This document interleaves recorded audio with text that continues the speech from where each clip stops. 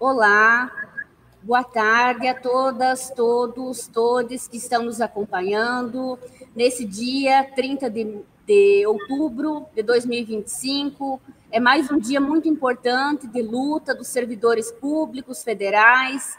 É um dia de paralisação das atividades docentes aqui na UFOP, na Universidade Federal de Ouro Preto, a partir de uma deliberação da Assembleia da UFOP. Assembleias descentralizadas que nós realizamos nos 3 campos e fomos construindo para ontem e hoje, nesse Dia Nacional de Luta, nesses 2 dias nacionais, né, de luta, atividades, conversa com a população, panfletagem, roda de conversa, e agora nós temos como nossa convidada a Grete, nossa companheira do Serviço Público Federal, né, é uma profissional que atua no INSS, para dialogar conosco acerca dos impactos negativos sobre os serviços e servidores públicos que estão sendo apresentados pela PEC 38, por esse conjunto de medidas, né, propostas que vêm para agravar ainda mais a nossa condição de servidores, a prestação de serviços sociais públicos à população brasileira. Nós estamos ao vivo aqui no auditório do ICSA, com um público de estudantes, professores acompanhando essa transmissão e também transmitindo para João Monlevade, no ICEA, que é outro campus da UFOP. Então, quem está em casa também está podendo acompanhar, vai poder ouvir, acompanhar esse debate posteriormente, porque ele vai ficar registrado no YouTube da UFOP. Então, Grete, seja muito bem-vinda. É um assunto que a gente não gostaria de estar debatendo ele, porque ele não precisaria existir, né? A gente considera que mais esse ataque sobre o serviço público, sobre os servidores públicos, é mais uma ofensiva característica desse Congresso, né, muito conservador, de ataques que historicamente a gente vem sofrendo. Né? Então, a PEC 38, a atual PEC da reforma administrativa, ela não surge do nada, ela vem numa sequência de ataques. É muito importante a gente lembrar do período da pandemia, em 2020, quando a PEC 32, também uma proposta de PEC de reforma administrativa, tentou ser colocada em pauta, mas a partir de muita luta dos servidores públicos, nós conseguimos barrar aquela proposta. Né? Volta agora, nesse contexto muito difícil de país, uma conjuntura política, econômica muito preocupante, e volta com uma ofensiva ainda muito mais forte, mais agravada. Né? Então, nós que estamos na educação, na política de educação, na universidade, você que INSS, né, um outro âmbito muito importante das políticas sociais, dos serviços sociais públicos, né, a previdência social. Então, é importante a gente ir somando forças e entendendo o que significa essas ofensivas. Né? A PEC 38, ela vem num conjunto, né, um pacote de medidas, junto com um outro PL, né, e também um PLP. Então, se você puder trazer alguns elementos para a gente ir iniciando esse diálogo sobre o que significam esses ataques, nós gostaríamos muito de te ouvir. Então, fique muito à vontade, Grete, é uma alegria ter você, mesmo à distância, contribuindo conosco, com as lutas que a gente faz aqui no contexto sindical da UFOP. Boa tarde para todo mundo. Eu que agradeço, né, o convite da UFOP para participar desse debate, importantíssimo, né? Como a Catiúcia já me apresentou, eu sou a Grete, sou assistente social de formação, atuo no Serviço Social da Previdência Social, há 16 anos já, no INSS, concursado, e assim, a gente no INSS, a gente foi o modelo da PEC 32, né? Que era da contra-reforma administrativa lá do governo Temer-Bolsonaro, e a gente segue sendo o modelo da contra-reforma administrativa atual. Né? Até porque essa reforma administrativa, né, como a Catiúcia coloca no início, ela não vem de maneira isolada. Essa contra-reforma administrativa, e por que a gente fala contra-reforma, né? Porque quando a gente faz uma reforma na nossa casa, a gente faz para melhorar, a gente nunca faz para destruir parte da nossa casa, né? E as contra-reformas, elas, a gente entende, né, enquanto movimento sindical, né, e enquanto pessoa que estuda essa área, que a contra-reforma, elas estão sendo feitas para destruir mesmo o Estado. Então, por isso que a gente denomina contra-reforma administrativa. E ela não vem de maneira isolada, né? Essa contra-reforma administrativa, ela vem no bojo de uma série de reformas que foram sendo feitas aí ao longo dos anos no Estado brasileiro, mesmo após a Constituição de 1988, que traz uma série de garantias, né, para a gente na base dos direitos, que tem na política que eu atuo, né, que é a Seguridade Social, que tem a garantia da educação pública, né, lá na Constituição, que tem a garantia da saúde, previdência, assistência social, né, habitação. Apesar da gente ter tudo isso no texto constitucional, né, ao longo dos anos, a partir da década de 90, já logo 89, 90, já se começava a falar em reformas, né, de reformas no sentido da linha neoliberal. Né, o que significa isso para nós, né?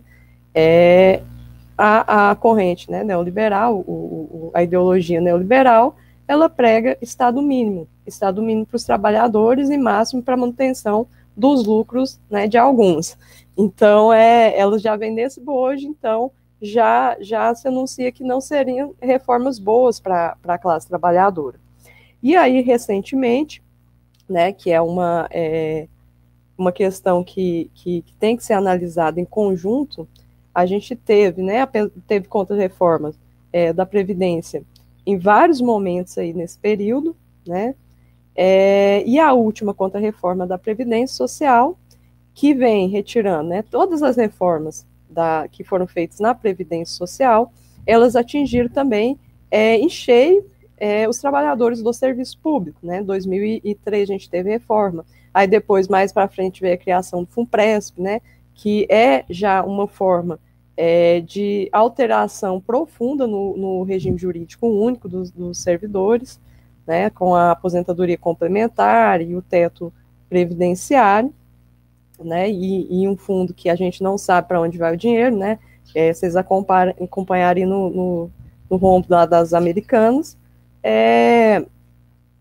parte do dinheiro do FUNPRESP estava investido nas Americanas. Então, é uma forma de previdência que a gente pode contribuir, né, enquanto trabalhador, mas que a gente não sabe onde esse fundo vai ser colocado no futuro e se vai ter esse fundo para a gente receber na época da aposentadoria. E aí veio mais recente, a contra-reforma da Previdência de 2019, mas antes dela tivemos a contra-reforma trabalhista, né, em 2017, que também ela já vem nesse bojo, já veio pensada para estar ligada, né, com essas todas as reformas, que é um pacote de reformas, e na reforma trabalhista, a gente traz alguns princípios que a gente tem que ter claro o que foi feito lá, para a gente entender o que está sendo feito aqui agora, né, nos órgãos públicos. Na contra-reforma trabalhista, a previsão do acordo individual sobre o coletivo, né, negociação direta, né, e aí, quando a gente debate isso, às vezes, no serviço público, eu falo, não, mas é o pessoal o pessoal CLT. Não, gente, as reformas, elas são para toda a população brasileira, e outra coisa, nós somos trabalhadores, independente do regime que nós trabalhamos, se um ataque vem para hoje, amanhã vai vir para todos, né, então, não tem salvação sozinho, né, não tem como a gente achar que vai conseguir negociar qualquer carreira lá dentro do bojo da reforma administrativa, que eu já ouvi isso em alguns lugares, né, somente a união que vai fazer a gente transformar. Porque lá da contra-reforma trabalhista veio esse princípio aí, do acordo individual sobre o coletivo, né, que eu posso fazer o acordo, e aí veio a proposta, a pandemia, né, no INSS a gente vivenciou isso em 2018, com o INSS digital, e onde vieram os programas de gestão em desempenho, que é o modelo, né, de gestão que a gente tem hoje em todos os órgãos públicos federais. O programa de gestão em desempenho do INSS, lá de 2018 ainda, ele veio vinculado ao teletrabalho e vinculado ao INSS digital, né? Na época que ele foi vendido aí para a categoria, o que foi vendido é que o servidor poderia analisar o processo da praia. Não, eles botaram as fotinhas de praia, o servidor trabalha na praia, analisando o processo na praia. Ou poderia ser feito de qualquer forma, né, de qualquer lugar, que daria liberdade para o trabalhador e não sei o quê. Mas o que a gente experimenta é um controle total do nosso trabalho, por meio da informatização, né, e da digitalização nos processos.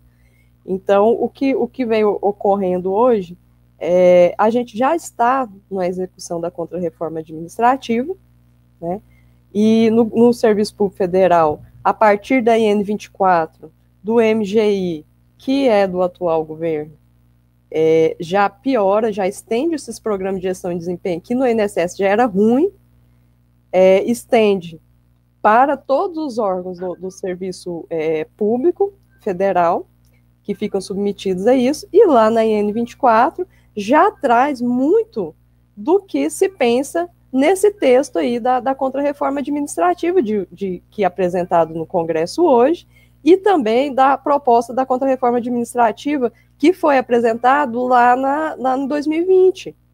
Então, em si, há algumas alterações, mas em si, o texto, né, e o objetivo, ele acaba sendo o mesmo. E a Instrução Normativa 24, a IN 24, ela já traz esses preceitos. Por exemplo, do acordado sobre o legislado, né, do acordo individual. A partir da IN 24, você tira a responsabilidade do órgão, da sua demanda, e joga para a mão do trabalhador essa responsabilidade. Há uma inversão nos valores de quem é a responsabilidade pela manutenção daquela política pública. Você vai fazer, né, a partir da IN 24, e agora com os outros portarias do teletrabalho, isso aí piorou, né? Você vai colocar lá, né, se você está, na época ainda era o teletrabalho, se você está em teletrabalho, você vai preencher, né, aquele TCR, Termo de Ciência e Responsabilidade, assumindo toda a responsabilidade do seu trabalho, assumindo a responsabilidade por infraestrutura, assumindo a responsabilidade por cumprimento, né, das metas que são institucionais, mas aí a partir desse momento que a gente faz o acordo individual, ela passa a ser nossa responsabilidade, e isso tudo tem uma lógica, né, isso tudo aí não foi pensado de maneira fragmentada ou de maneira não pensada, ele tem uma lógica. A lógica final seria o que está previsto no texto dessa Contra-Reforma Administrativa, que é corte salarial por falta de cumprimento de meta, avaliação de desempenho somente baseado em meta produtivista, que a gente não tem controle também, e demissão do servidor público. E aí eles vêm com aquele papinho que, não, mas na reforma não fala que vai acabar com a estabilidade do servidor. Não está falando isso lá. Não precisa falar isso lá no texto.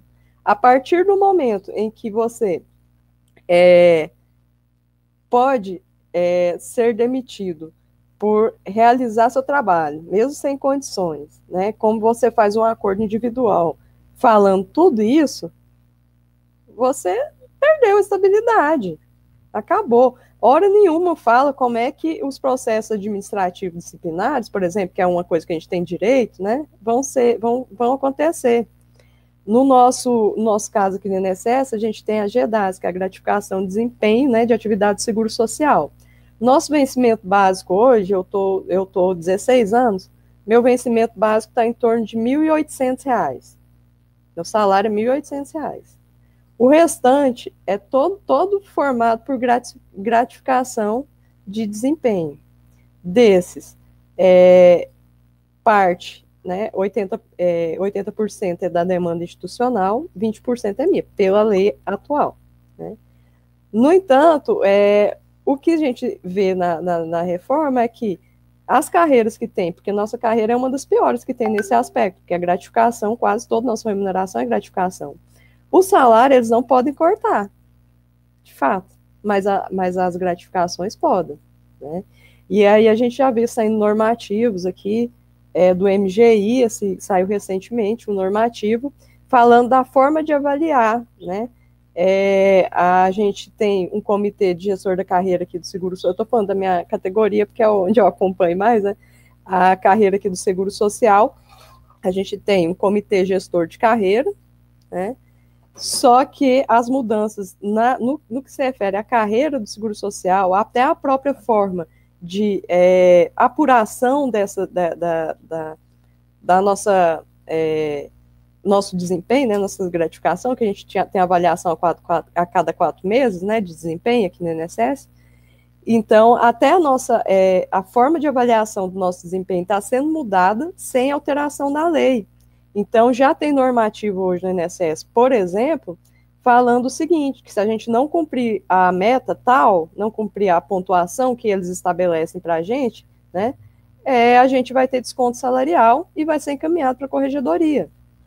Né? Então, assim, a gente trabalha num clima muito, muito adverso, muito adoecedor, né?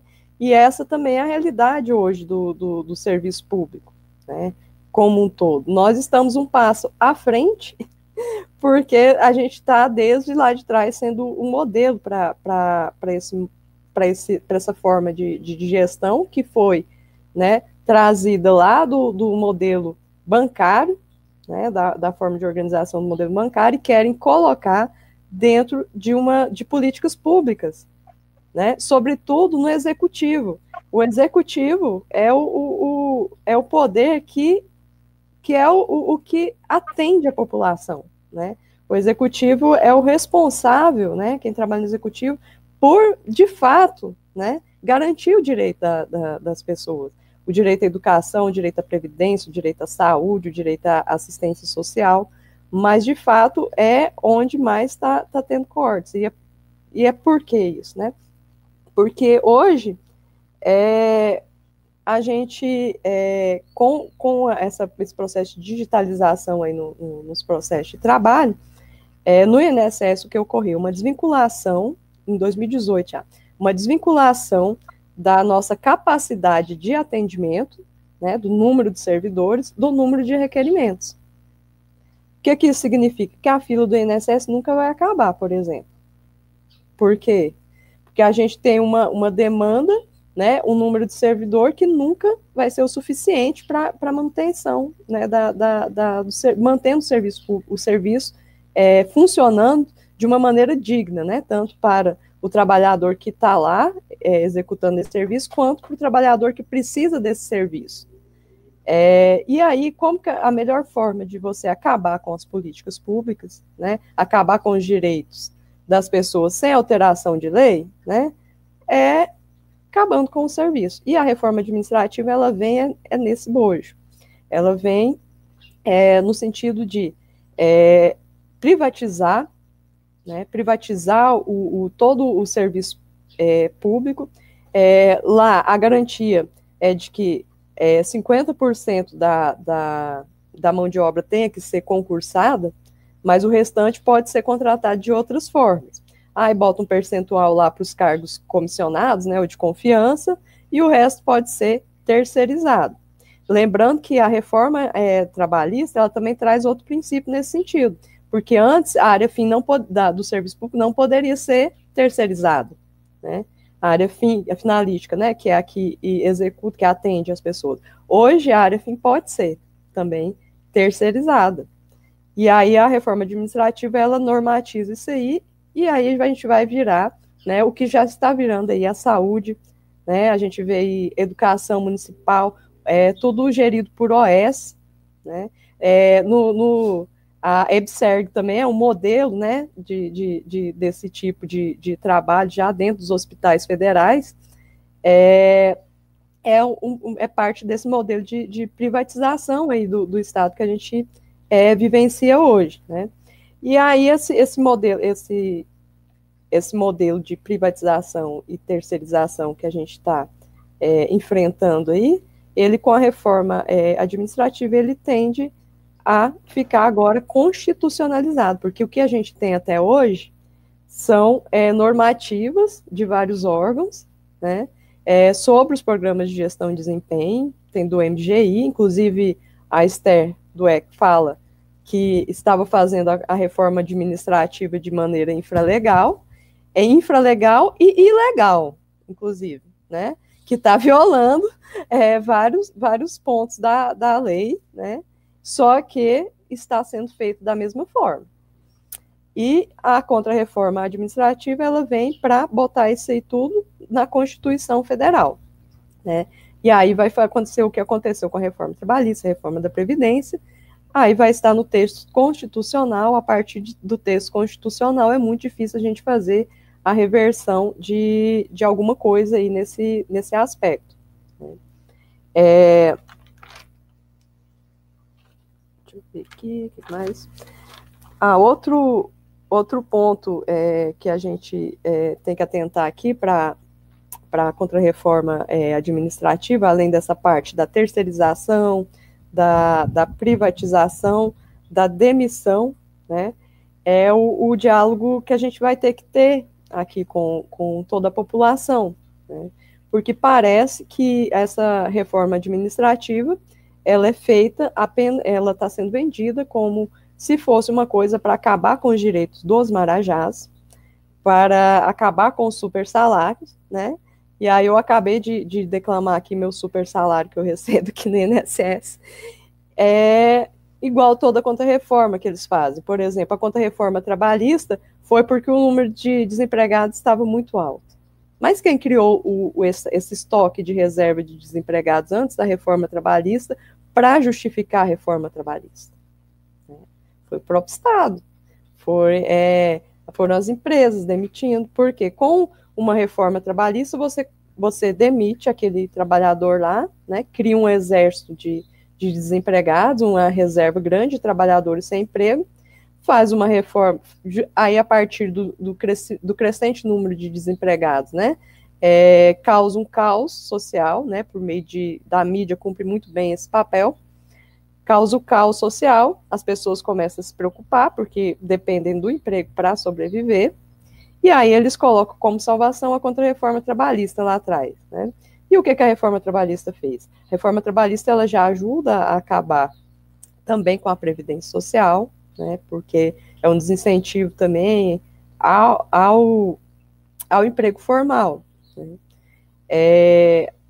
E ela, a contra-reforma trabalhista, ela traz aí a contratação precária, né, já, que é o trabalho intermitente, né, que é o trabalho que pode ser realizado sem a contribuição previdenciária, porque o trabalho intermitente, ele tem a contribuição previdenciária, mas, por exemplo, se o trabalhador trabalha hoje 20 horas, 25 horas, né, por semana, eu já peguei muito trabalhador lá no INSS que tem essa carga horária, o patrão, né, a pessoa que emprega, ele mesmo de carteira assinada, vai fazer uma contribuição previdenciária em cima dessas horas trabalhadas semanalmente. E vai ficar inferior a um salário mínimo. Ficando inferior a um salário mínimo, só vai ter direito previdenciário se a pessoa fizer a contribuição em separado, né? Então, esse aí já é um princípio de desconstrução. Eu estou falando muito da reforma trabalhista porque ela é muita coisa parecida, que é o que teve lá e está vindo para nós agora na reforma administrativa, né? Então, qual é o risco de acontecer isso? Outra questão que é muito preocupante, quem é aposentado e tem paridade vai perder a paridade, né? É um dos pontos, né? vão ter que criar, nossos aposentados aqui da minha base já não conseguem sobreviver com o salário. Já porque a gente aposentava levando 50% da gratificação que a gente ganhava. A partir da greve de 2015 que a gente passou a levar 80%. Mas quem é aposentado e se aposentou antes, por exemplo, já tem uma perca muito grande na remuneração, vai ter ainda maior, e aí, como não vai ter a paridade, o reajuste sempre vai ser menor para o aposentado, né? E aí, nossos reajustes já estão fadados a não ter, porque, além disso tudo aí, né, desse texto do Congresso, né, a gente tem que fazer a crítica total, né? Porque a gente não é só o Congresso que está com esse modelo, né? A gente tem o MGI que está levando esse modelo também. A gente tem também o MGI também, o Haddad, que eu esqueci o nome do ministério dele, que traz também o arcabouço fiscal, que foi um projeto do governo, não foi projeto do Centrão, não foi projeto do Congresso, foi um projeto do governo, o arcabouço fiscal. Poderia-se muito bem falar essas regras fiscais que tentam construir aí ao longo dos anos, elas não servem para o Estado, não é dessa forma que você organiza o Estado, tem outras formas de organizar, mas não, o governo faz uma proposta de arcabouço fiscal que limita os gastos públicos, né, que tira os recursos da execução das políticas públicas, é lá na execução onde precisa do material, do servidor, né, lá que ele tira recurso. Se tiver uma inflação controlada, pode crescer 2,5, é limitado, mesmo que o superávit seja, né, que tenha superávit, que a inflação esteja controlada, a gente não pode crescer mais que 2,5, né? E isso, o número de pessoas da população só aumenta e os recursos só diminuem, né? E aí, a partir desse arcabouço fiscal, lá na reforma administrativa, tem essa limitação também. Então, ela vai, para além do arcabouço fiscal, que já vai ser muito difícil a gente ter reajuste, né? Nem é reajuste, é recomposição, porque na última campanha salarial a gente não conseguiu nem recompor os 39% que estava defasado, no mínimo, né? No mínimo. A gente não conseguiu nem isso. E aí, agora, com as regras do arcabouço fiscal, né, já instituídas, barrando esses gastos públicos, porque com a emenda parlamentar pode gastar, né? Com a dívida pública e com os juros de amortização da dívida para os banqueiros, pode gastar mais de metade do orçamento da União. Mas estão cortando o benefício assistencial da pessoa que ganha até 1/4 de salário mínimo. A gente está no processo de revisão de benefícios do BPC, benefício de prestação continuada, de pessoas com deficiência. Os benefícios de um salário mínimo estão sendo cortados, os bancos estão lucrando, pegando metade do orçamento e lucrando, as emendas parlamentares levam a outro e não tem fiscalização nenhuma de onde vai essas emendas parlamentares, para quem vai, as emendas parlamentares são um ataque, eu acho que é quase na mesma proporção da reforma administrativa, porque você tira dos fundos constitucionais, repassa para o parlamentar colocar esse dinheiro onde ele quiser. Então, a gente está num processo que somente a luta vai mudar, né, o rumo dessa história. A marcha ontem, eu estive lá em Brasília ontem na marcha, eu sou de Goiânia, estive na marcha unificada ontem em Brasília, a gente teve uma caravana do sindicato para lá, e eu, assim, fiquei muito feliz ontem, porque fazia muitos anos que a gente não conseguia encher, de fato, aquela esplanada de gente.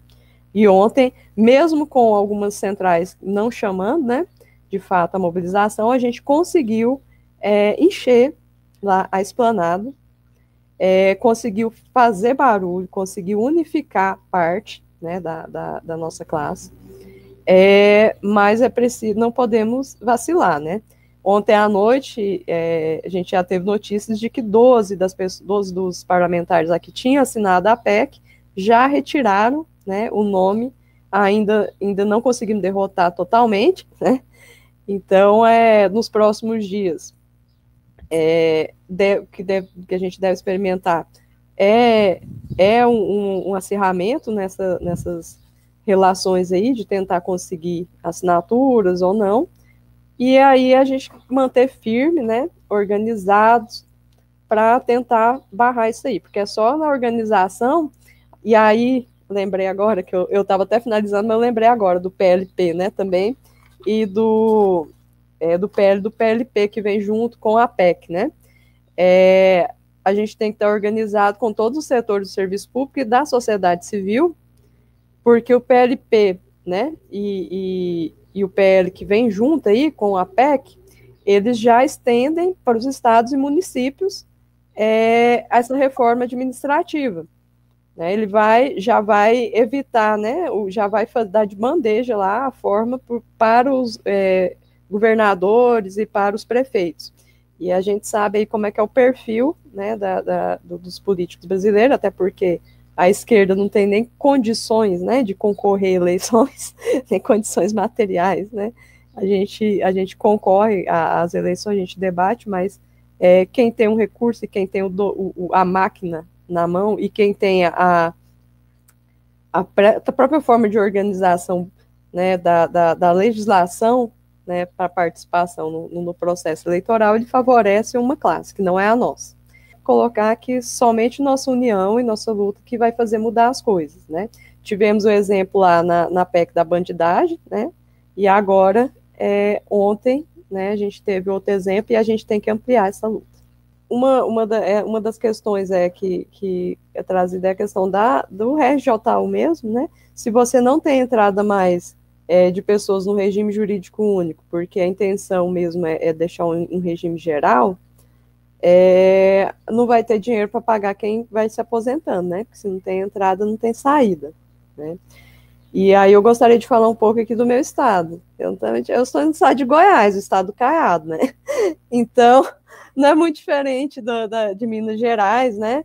Inclusive o governador, perante essa chacina no Rio de Janeiro, que matou em um dia mais do que uma guerra mata num dia, né? Esse assassinato, né, de pessoas, né, pelo Estado, o Caiado ofereceu a polícia de Goiás para ir, porque é isso, né? É só botar a polícia lá, o policial vai matar o trabalhador, né? Ou a pessoa que está lá no morro, e quem está lá no morro vai atirar e matar o policial, que é o trabalhador, né? Trabalhador contra trabalhador, para manutenção do quê, né? Então, o que aconteceu lá no Rio de Janeiro, assim, sem palavras. A gente deveria, né, enquanto nação, tá todo mundo protestando contra isso na rua, porque não tem nada que justifica aquilo, né? Então, mas enfim, né? Isso aí é só um pouco, né, do que a gente vivencia aqui no Brasil, né, em um dos estados, mas nos outros não é muito diferente. Lógico que essa forma escancarada que aconteceu no Rio de Janeiro, não sei como que tem coragem de fazer isso, porque é um absurdo a forma como foi organizado, né. E aí dizer que eu estou em Goiás, o estado do Caiado, que não é muito diferente. O Caiado já fez uma contra-reforma, iniciou uma reforma aqui nesses moldes, né? Conseguiram barrar um pouco dessa reforma aí na Assembleia Legislativa, mas nada vai ser tão útil para eles quanto essa reforma da forma como ela está sendo articulada. E ela não foi só articulada, ela foi encomendada, né? Ela foi encomendada dessa forma. Então, foi encomendada justamente para não ter desgaste nas bases, né? Porque a pessoa vai lembrar da cara do prefeito que está na cidade dela. Mas se uma coisa que vem do Congresso, ela está distante desse Congresso. Então, ela vai votar no mesmo cara que está defendendo aquilo ali, né? E vai continuar, né, esse ciclo. Também a questão das contratações temporárias, né? Hoje a gente já tem terceirizado, né, no serviço público, a vigilância, a limpeza já é terceirizado, a gente já tem o concurso público, e no INSS já é terceirizado parte do atendimento, lá em Brasília, nas recepções das agências e na direção central já tem gente terceirizada atendendo. A gente tem terceirizado no INSS nosso 135, que tem sido um problema enorme, o 135 ser terceirizado, porque a pessoa liga lá para ser informada e eles não sabem, saiu do roteiro, eles não sabem fazer informação sobre os direitos previdenciários e assistenciais que a gente operacionaliza, e está acontecendo de fazer requerimento errado. Então, além da pessoa ficar numa fila gigantesca, essa fila é retroalimentada pelo próprio órgão com requerimentos errados.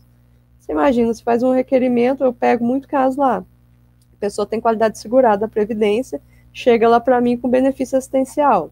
Benefício assistencial hoje, a perícia médica está para junho do ano que vem. O auxílio doença está para junho do ano que vem. Peguei uma ainda colega, um assistente social, que eu atendi essa semana lá, estava lá, eu falei, gente, mas puxei lá, mas por que você está aqui? Não é BPC, você não é do perfil do BPC. Não, é porque eu liguei no 135 e eles agendaram aqui. Se eu não tivesse visto e fosse deixar ela fazer a perícia, ela ia perder a qualidade de segurado porque ela estava desempregada nesse processo de espera. Então, ia ter mais um direito violado, porque depois ela não ia ter direito nem ao auxílio-doença dela, ou ao benefício por incapacidade temporária, né, que agora mudou o nome. Na questão dos concursos públicos, nem precisou mudar a lei para eles já fazer o concurso unificado, que é a forma que eles querem fazer o concurso público. Por quê? Para ter mobilidade. Ter mobilidade significa carreira transversal. Carreira transversal significa que a gente não tem mais especificidade, né, dentro das nossas carreiras, a gente pode ser remanejado de acordo com... A gente já é, né, o interesse da administração, mas dentro da nossa carreira. Aí, a partir daí, a gente vai ser remanejado dentro de qualquer carreira, né? Inclusive, o Temer mudou uma parte da lei lá atrás, que permitia, por exemplo, inclusive, trabalho no serviço S, por servidores, desenvolver, né, no sistema S, serviço S, no sistema S. Então, a gente está no processo já de total desmonte, a gente está vivenciando já a reforma administrativa, não tem escapatória, não tem salvação única, uma carreira se salva em detrimento das outras, não existe isso, né, por mais que se venda alguns setores aí vendam essa ilusão, né, eu sou muito franca com a minha categoria, muito clara, que a gente não vende ilusão, a gente está aqui para falar o que está acontecendo, não o que as pessoas querem ouvir, né, que se a gente for falar só o que a pessoa quer ouvir, a gente não vai fazer a luta de fato, né, então de fato é isso, somente a unidade, né, de todos os trabalhadores, serviço público, serviço privado, que vão ser atingidos, né, trabalhadores, estudantes, pessoas nos bairros, a gente precisa fazer uma mobilização e contar para todo mundo o que é de fato essa reforma. Ela não é contra o salário do servidor público, ela não é contra o servidor público, ela é contra toda a população brasileira.